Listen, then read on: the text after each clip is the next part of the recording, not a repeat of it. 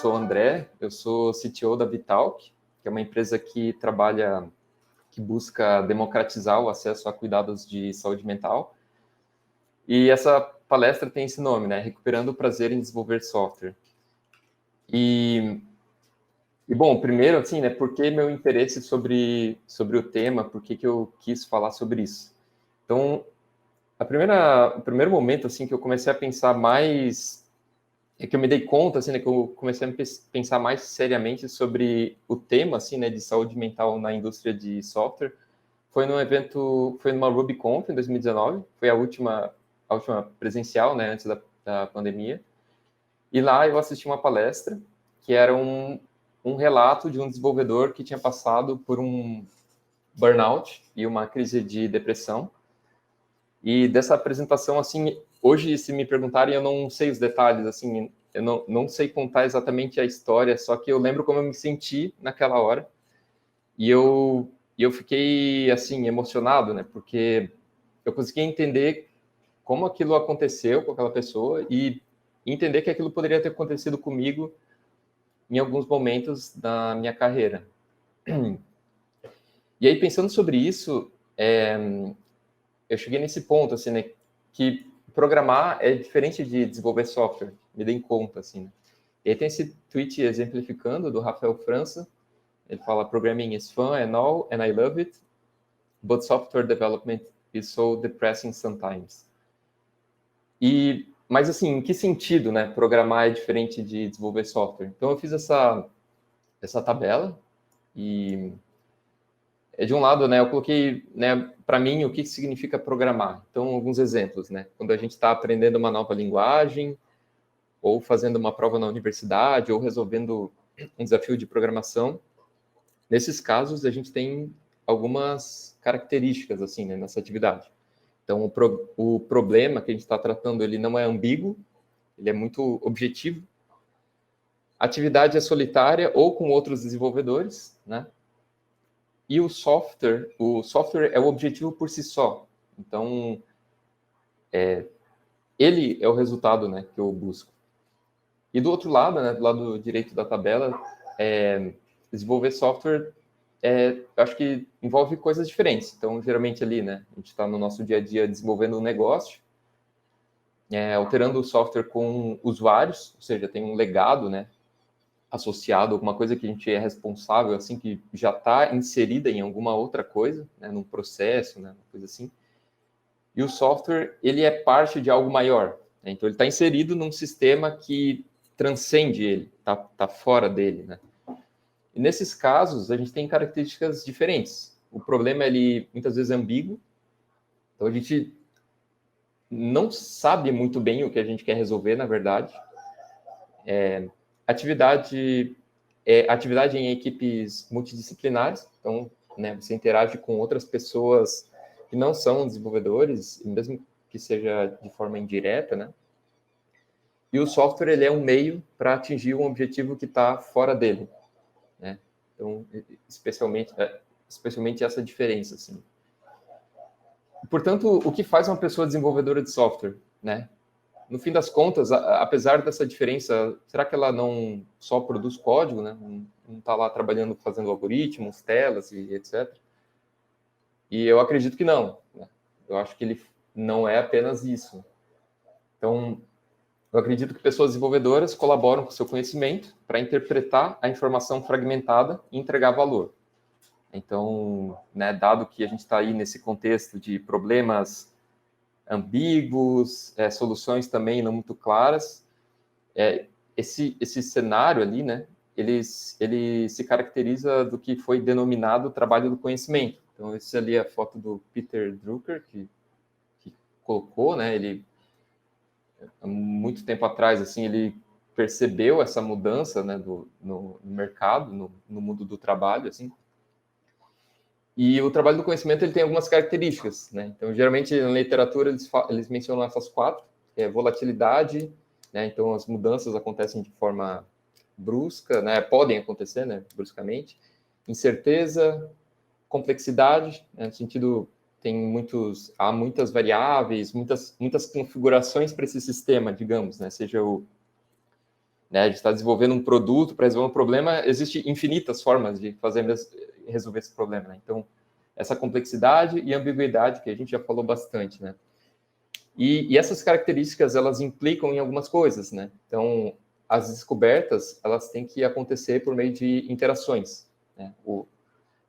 A solução e a compreensão sobre o problema emerge, né, dessas interações. E, portanto, se isso acontece, erros vão acontecer também. E essas implicações, elas têm grande potencial de gerar sofrimento, né? Então, como assim sofrimento, né? Um descompasso, alguns exemplos, né? Um descompasso entre uma gerência que não sabe como o trabalho acontece, né? O trabalho de desenvolvimento acontece, gera estresse em meio à volatilidade. As coisas mudam, isso gera atrito e estresse. A insegurança sobre o futuro de um projeto gera ansiedade nas equipes, especialmente quando os riscos não estão claros, né? As pessoas assumem que tudo está certo e se organizam de forma, né, assumindo que as coisas estão certas, e aí a incerteza, né, a insegurança que surge, né, gera muita ansiedade, muito problema. E os relacionamentos ficam conturbados quando há perda de confiança em meio a ambientes complexos e ambíguos.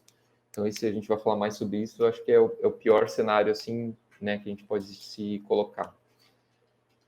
E decisões erradas tomadas no âmbito individual e coletivo, né? Decisões erradas são tomadas no âmbito individual e coletivo, mas todos pagam com sofrimento. Então, assim, essa introdução da apresentação, e para falar sobre essas, esmiuçar, assim, né, falar mais sobre isso, eu dividi a apresentação em 3 partes. A primeira se chama eu, a segunda o time, né? No time a gente vai falar sobre metodologias, né, como a gente se organiza e interage, né, de forma a reduzir, né, esses sofrimentos, essas coisas. E a parte 3, a empresa, que é sobre cultura e coisas assim. Até uma coisa que eu lembrei agora, essa apresentação eu já fiz ela outras vezes e ela geralmente dura mais do que 35 minutos, então eu vou talvez correr, eu já tirei algumas partes, mas eu acho que ela ainda vai ficar apertada, então eu vou correr com alguns slides e quem sabe a gente pode falar né, no tempo ali das perguntas e tal. Bom, a primeira parte eu vou falar sobre 2 coisas, 2 tópicos, síndrome de burnout e autoafirmação. E burnout, né, o que é burnout? Né? Então, é uma síndrome psicológica que emerge de uma exposição prolongada a fatores estressores provenientes do trabalho. E ela é medida em 3 dimensões, que são exaustão, ou seja, assimetria, né, ou um problema ali, né, na quantidade de demandas e nos recursos para resolver essas demandas. No caso do desenvolvimento de software, esses recursos geralmente são tempo, né? A gente precisa de tempo para aprender e lidar com as situações. O cinismo, que é o distanciamento do trabalho. Então, ali, as relações elas começam a ficar mais, como é que chama? Ruins, assim, né? Agressivas, hostis, né? E senso de ineficácia. Então, é legal essa visão, assim, e geralmente a gente fala sobre burnout pensando em exaustão, mas acho que tem essas, pelo menos né, na psicologia, as psicólogas, pesquisadores que olham para estresse ocupacional, elas olham assim, né, para essas dimensões também. Isso tem algumas consequências, né? Então tem consequências aí, digamos, comportamentais, psicológicas, que é o isolamento, ansiedade, depressão, baixa autoestima e outras coisas. E também manifestações físicas, né? Insônia, dor de cabeça, dores musculares, cansaço crônico, né? Então, a pessoa dorme e não se recupera, né? Dorme muito, acorda cansado. Então, são um pouco essas manifestações, né? E aí, como isso é possível?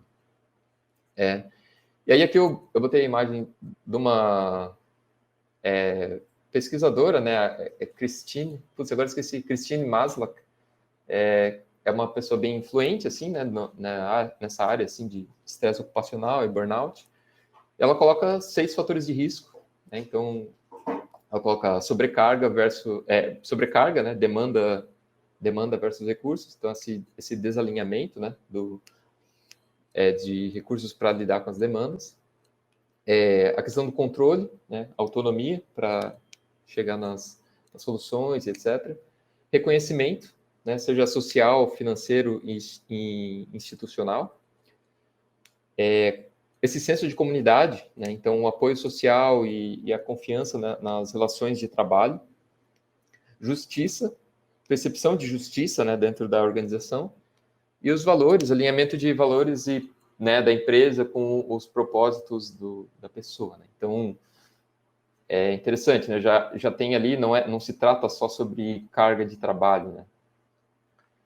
E eu trouxe também essa visão que eu gosto bastante, né, digamos, uma linha mais filosófica, assim, né, que teve essa dinâmica ali da autoagressão, né, que esse filósofo sul-coreano, né, o Byung-Chul Han, eu não sei se eu pronuncio certo, mas ele propõe esse esquema de autoagressão, né, que a primeira vez que eu tive contato com isso é num ensaio que se chama A Sociedade do Cansaço.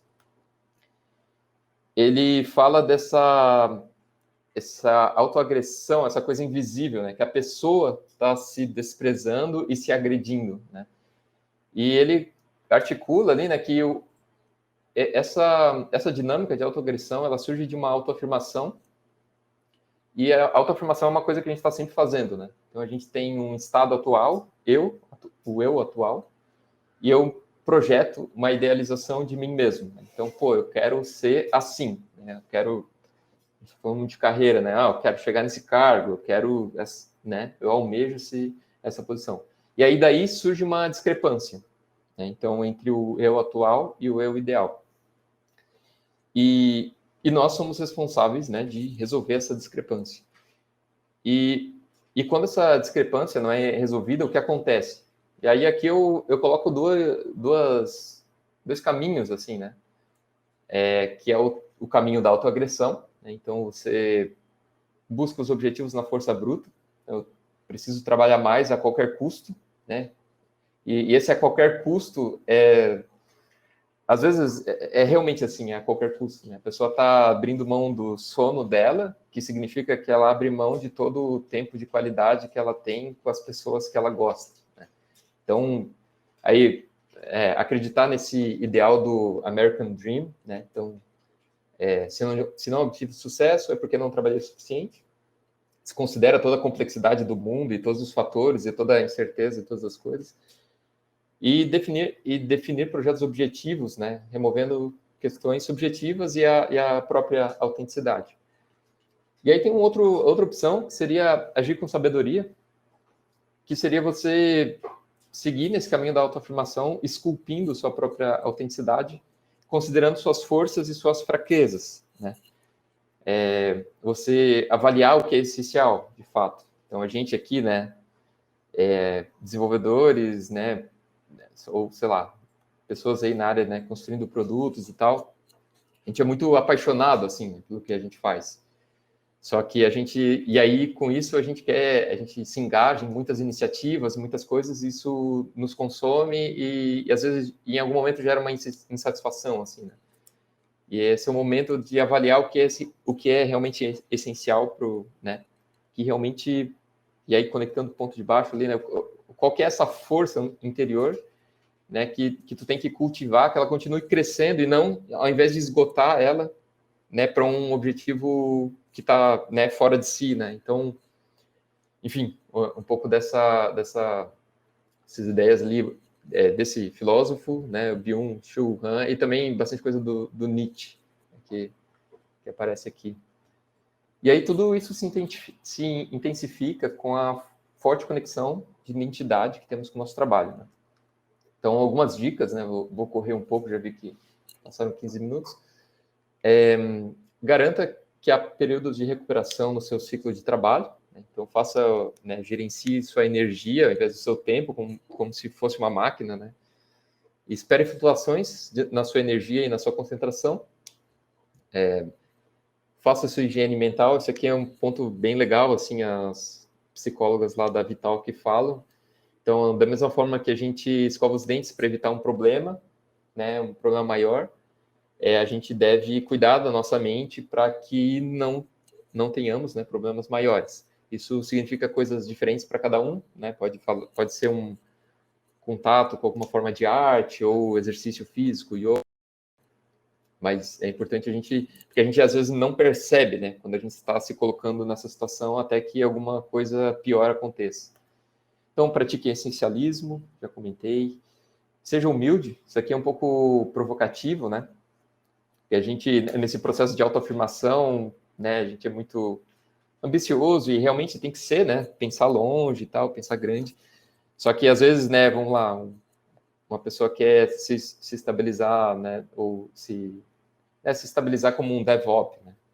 Alguém que lida com, né, nessa área.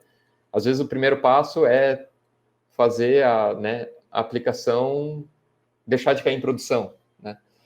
Então, ao invés de, pensar em arquitetura e tecnologias e coisas, né? Então, dá um passo de cada vez e construindo essa coisa de passo a passo.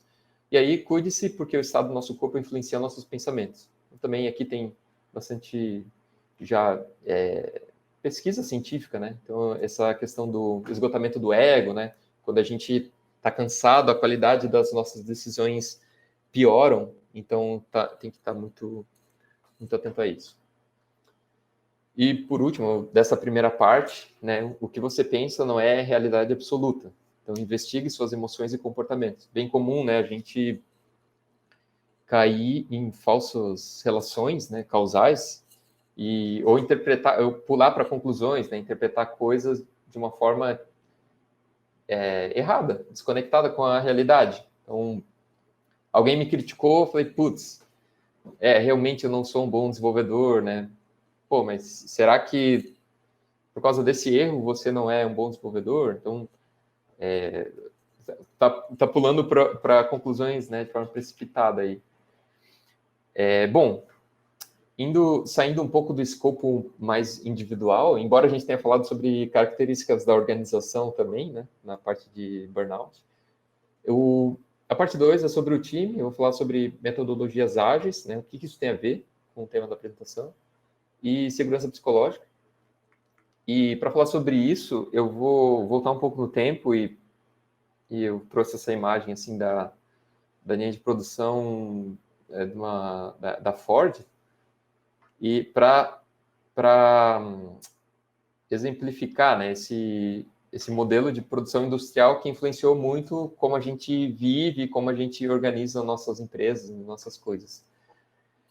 Nessa forma de pensar mais analítica, buscava-se a escala da produção ao dividir o trabalho no menor tamanho possível, na forma mais simples e menor unidade possível, e distribuir essas coisas para várias pessoas. Então, assim era, né, a escala, né, acontecia. E aí, por muito tempo, e talvez até hoje, para algumas empresas, a gente tinha, né, uma mentalidade assim para organizar projetos de software. Então, a gente pegava e quebrava em algumas etapas. Então, especificação, né, primeira etapa, especificação, segundo passo, design. E aí o trabalho era empurrado de etapa para etapa, né? Design, daí empurrava o trabalho para modelagem, depois para implementação, depois testes e pequenos ajustes. Essa parte de pequenos ajustes considera que há ironias ali. E aí, por último, liberação. Então, isso levava a um esquema do tipo projeto de escopo fechado e investimentos calculados de antemão, dado uma solução pré-definida a priori. E, né, caso o projeto atrasar, adiciona mais pessoas e mais controle, mais planilhas, mais coisas, e aí você, né, colocava de novo nos trilhos. Eu acho que quem tem alguma experiência, né, sabe que isso aqui é a receita para viver no inferno, assim. Então, e aí com isso a comunidade ela foi buscar inspiração em outros modelos. Então, isso é uma foto sei lá, peguei da internet, mas para representar ali a produção enxuta da Toyota. E aqui surgiu uma abordagem diferente, né? Que era fazer pequenas entregas, né? Os requisitos eles surgem durante o desenvolvimento, você vai lidando com eles. o escopo é alterado para atingir os resultados, atendendo às restrições. Então, o escopo ele não é fixo, o escopo ele é flexível e ele considera as restrições, né? Tempo, pessoas, às vezes conhecimento, né? Às vezes é isso. Às vezes, pô, não, a gente sabe que, o projeto ele poderia ir por esse caminho, mas ninguém sabe fazer isso. Então, talvez não é a coisa certa. Então, e as pessoas, elas vão em direção ao trabalho e não ao contrário. Em vez daquele trabalho empurrado, né, em cascata, caindo, né, para baixo, e as pessoas vão em direção à coisa mais importante.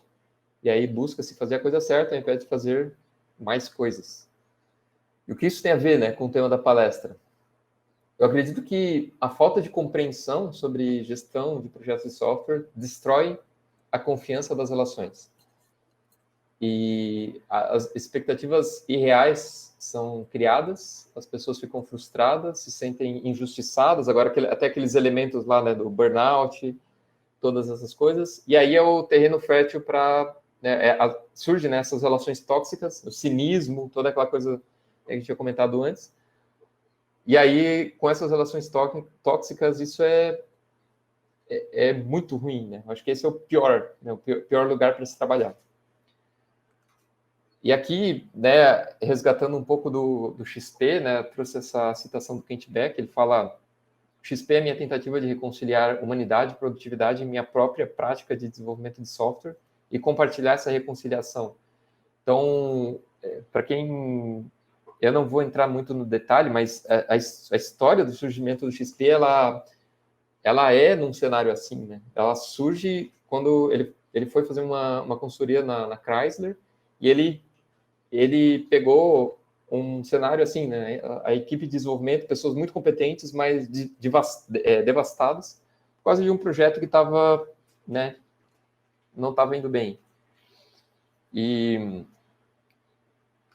aí, bom, os valores do XP, eles comunicam, né, essa reconciliação, né, entre, né, o desenvolvimento do projeto e as necessidades humanas, né, atender às necessidades humanas. Então, ele coloca ali comunicação, né, o trabalho não é isolado, já desmistificar aquele negócio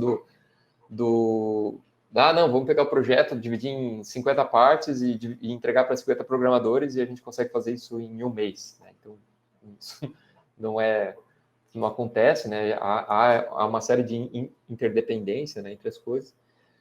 Simplicidade, né? Não sabemos tudo de antemão. Feedback, a solução vai emergir das interações.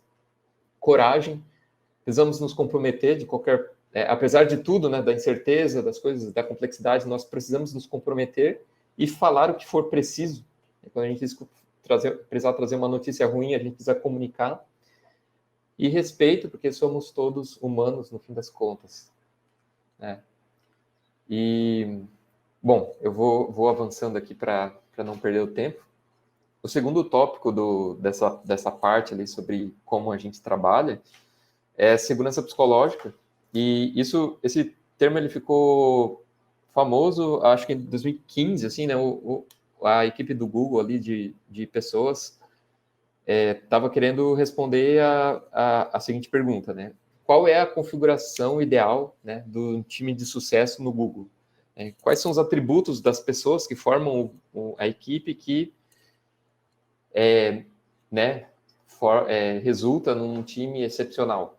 E eles descobriram que não se trata de característica das pessoas, e se trata de como elas trabalham, né? E aí eles chegaram nesse termo, né?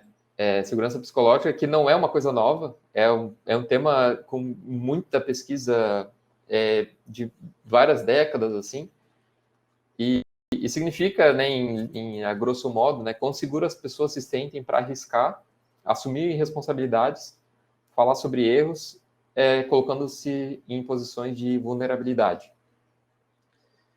E nessa dinâmica do se posicionar e falar, né, assumir, se colocar nessa posição de vulnerabilidade, existe uma coisa, né, que se chama o risco interpessoal, né? E existe uma assimetria entre o risco interpessoal. Quando a gente escolhe se posicionar, existe potencial benefício futuro, que é eu conseguir a aprovação do grupo. Ou, né, eu posso, né, também um risco futuro, né, de eu não conseguir a aprovação do grupo, né, com a minha opinião, a minha ideia. Quando eu não me posiciono, quando eu não falo, quando eu, sei lá, eu escolho não dar notícia ruim, né, eu tenho um benefício imediato, que é eu mantenho a minha reputação. Então, essa é a simetria, né? Geralmente as pessoas preferem não falar nada porque eu tenho meu resultado na hora. Só que, e nós não podemos negar esse risco interpessoal, ele faz parte da essência humana, assim, né? A gente quer a aprovação, a gente precisa, né? A gente quer a aprovação do grupo, né? Não dá para negar o ser humano, assim, né? Mas esse risco ele não pode ser maior do que o risco de não ter um problema da organização resolvida. Então, assim, eu vou passar bem rápido nesse quadro, assim, né? Nesses quadrantes ali, né, onde a gente não tem segurança psicológica e não tem segurança individual, então é o pior cenário de todos, né? Quando a gente tem a segurança da organização, mas não tem segurança individual, as pessoas se sentem ameaçadas dentro da própria empresa. Quando a gente tem as duas coisas, né, significa que a gente tem esse senso de complacência, né, pouco senso de urgência. E aqui nesse quadrante, né, o segurança a gente não tem segurança da organização no sentido assim, ó, a gente sabe o que está em jogo, né? Então a organização ela tem um propósito e a gente não assume que esse propósito está ganho, né? Então e ao mesmo tempo nós temos segurança individual para que as pessoas se coloquem em posições de vulnerabilidade e se juntem, né, para resolver o que está em jogo. Então isso vale mais, né, do que minha própria, né, do que eu preservar, né, minha reputação. Metodologias ágeis, elas possuem essa premissa que pouca gente fala, né, de que as pessoas precisam falar o que pensam, né? Dado o contrário, todos os rituais e as coisas propostas, elas deixam de fazer sentido, né? Para que fazer uma daily se eu não falo o que eu tenho que falar, né? Então, nesse sentido. E o ônus sobre uma notícia ruim não ter sido comunicado não pode cair apenas sobre o indivíduo, né? Porque segurança psicológica é uma característica do grupo e não, né? E não de uma pessoa sozinha. A gente tem, acho que 5 minutos. Vou passar aqui rapidinho, né, pela terceira parte para concluir. Então, aqui a gente vai falar um pouco de cultura, né? Teriam esses 3 tópicos: lidando com erros, proteja o tempo e não precisa ser uma loucura. Eu acho que essa parte dos erros eu vou pular, porque não vai dar tempo. E essa parte de proteja seu tempo e das outras pessoas, né? Interdependência versus necessidade de solidão, é um pouco para a gente refletir sobre essa questão, né? Quando a gente é interrompido muitas vezes, isso gera estresse, porque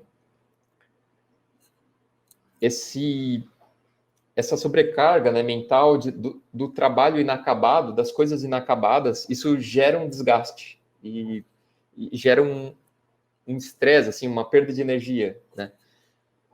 Ao mesmo tempo, né, a gente precisa se comunicar, porque muita gente depende da gente e a gente depende de muita gente, né, dentro de um time, de uma organização. E aí como lidar, né, com esse impasse? E aí a proposta, né, uma ideia que eu acho muito, que eu gosto, que eu acho apropriado é priorizar interações assíncronas ao invés de síncronas, quando for possível. Então, né, em vez de fazer uma ligação, se possível, manda uma mensagem. Em vez de mandar uma mensagem, se possível, manda um e-mail. E E às vezes tu não precisa não falar nada, na verdade, não precisa nem de e-mail e nenhuma interação em alguns casos. Então, deixar um pouco essa provocação. E aí, por último, não precisa ser uma loucura. Eu acho que, até já caminhando um pouco para a conclusão, assim, né, para as considerações finais, quando eu entrei, né, há mais de 10 anos no mercado de software, né, eu sempre ouvia que, assim, né, quando conversava com as pessoas que, eu não aguentaria, é um trabalho estressante, imagino que, eu vejo as pessoas trabalhando lá na empresa, saindo super, super tarde, e as pessoas, eu conheço pessoas que, nossa, eles ganharam peso, tiveram problemas de saúde, e aí existia esse estigma, assim, né, e eu acho que, assim, no recorte que eu faço, né, na minha interpretação, acho que tem muito a ver com essa falta de conhecimento das pessoas lidarem, né, com projetos de software, e ao mesmo tempo uma coisa que surgiu mais recentemente da startup e do sucesso da noite para o dia, assim, né, que surgia. Então, eu acho que acho que não precisa ser uma loucura, porque a gente pode proteger nosso tempo, a gente pode cuidar da cultura da nossa organização, a gente pode promover segurança psicológica, lidar melhor com erros, né, gerenciar projetos apropriadamente, nos conhecer melhor e desconstruir crenças. E aí, para fechar, assim, né, a dor, ela é inevitável, né? Acho que o próprio processo de aprendizado, ele gera frustração e a gente tem que passar por isso, assim. E quando a gente diz sim para uma parte, né, a gente diz sim a tudo isso, né, tudo que vem junto. E a verdade é que nós passamos boa parte das nossas vidas trabalhando em equipe e em problemas sem resposta pronta. E conhecer a natureza do nosso trabalho ajuda muito a lidar com esses desafios. Então, aceitar e compreender esse ambiente permite que trabalhemos com satisfação e em projetos com propósito para nós. Então, essa foi essa mensagem, assim, né? Eu sei que, nossa, o tempo tá bem no limite, mas espero que tenham gostado.